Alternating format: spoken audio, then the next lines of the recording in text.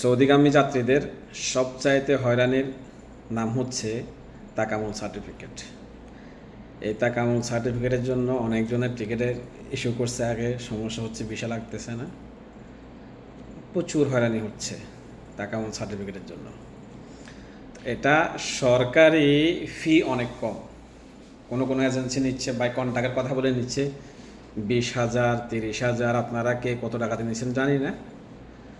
আমাদেরও কিছু লোক আসতেছে অফিসের বা আমাদের পাশে রেস্টুরেন্টের কাজ চলতেছে, ওখানে লোক আসতেছে। তো আমাদের তো অনেক টাকা খরচ হয়েছে জনপ্রতি, আপনাদের কত টাকা করে খরচ হয়েছে আমি জানি না। তো অবশ্যই যারা তাকামুল সার্টিফিকেট নিতে কত টাকা খরচ হয়েছে কমেন্ট বক্সে জানাবেন। এটা হঠাৎ করে সৌদি সরকার কেন করছে তাও জানি না। এটা প্রচুর ভোগান্তি হচ্ছে, যারা বর্তমানে সৌদিতে আসবে এই যাত্রীদের অনেক ভোগান্তি হচ্ছে।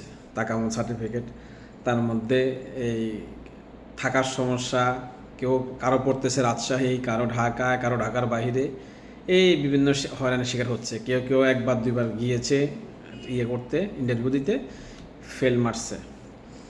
এখন এটা সমাধান কিভাবে হবে জানি না। তো আমরা সরকারের কাছে বা সৌদি রাষ্ট্র কাছে একটাই আমাদের রিকোয়েস্ট, এটা যেন শিথিল করা হয় বা সীমিত আকারে করা হয় বা এটার জন্য একটু ছাড় দেওয়া হয়। কারণ এভাবে যদি হয় তাহলে আমার মনে হয় মানুষ একটু হতাশাগ্রস্ত হবে বা ক্ষতিগ্রস্ত হবে। কারণ আমি দেখতেছি আমার এই অফিস থেকে টিকিট নিয়েছিল, অ্যাডভান্স টিকিট নিয়েছিল, কাটতেছিল। এরা প্রায় 11টা-12টা টিকিট নিয়েছিল একজনে, কোম্পানির ভিসা আসবে। তিনবার টেস্ট দেওয়ার পরেও এরা ফেল করছে, কিন্তু কন্ট্যাক্ট করছে। তা আমি জানি না এটা কন্ট্যাক্ট করলে আবার ফেল হয় কেন, বা যদি ফেলে হয় তাহলে কন্ট্যাক্ট করবে কেন,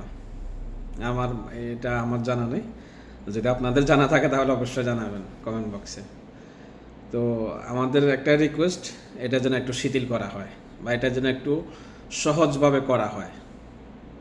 কারণ হচ্ছে আমাদের দেশে অনেকে আছে যে ভিসা আসতেছে, সেই কাজ জানে, কিন্তু ওনার ইন্টারভিউ দেওয়ার মতো ওই অ্যাবিলিটি নাই বা পড়াশোনা ওইভাবে করে নাই।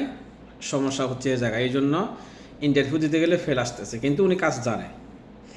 এবং কি যারা পুরনো লোক সৌদিতে ছিল, বাংলাদেশে গেছে, এখন নতুন ভিসা আসতে যাচ্ছে, এখন ওনার যে প্রফেশনের ভিসা গেছে ওই প্রফেশনের কাজ উনি জানে, কিন্তু সমস্যা হচ্ছে ভিতরে একটা ভয় কাজ করে যে আমি ফেল করলে কি হবে বা যদি এই সমস্যা, এই জন্য মানুষ একটু ভয়ে ফেলটা বেশি করে, ইন্টারভিউতে ফেল বেশি করে। তো এই জন্য আমাদের রিকোয়েস্ট হচ্ছে সরকারের কাছে আবেদন যে এটা যেন একটু শিথিল করা হয় বা এটা যেন একটু সহজভাবে এই জিনিসটা করা হয়। এটা একটা আমাদের প্রবাসীর পক্ষ থেকে রিকোয়েস্ট, আর কিছু না।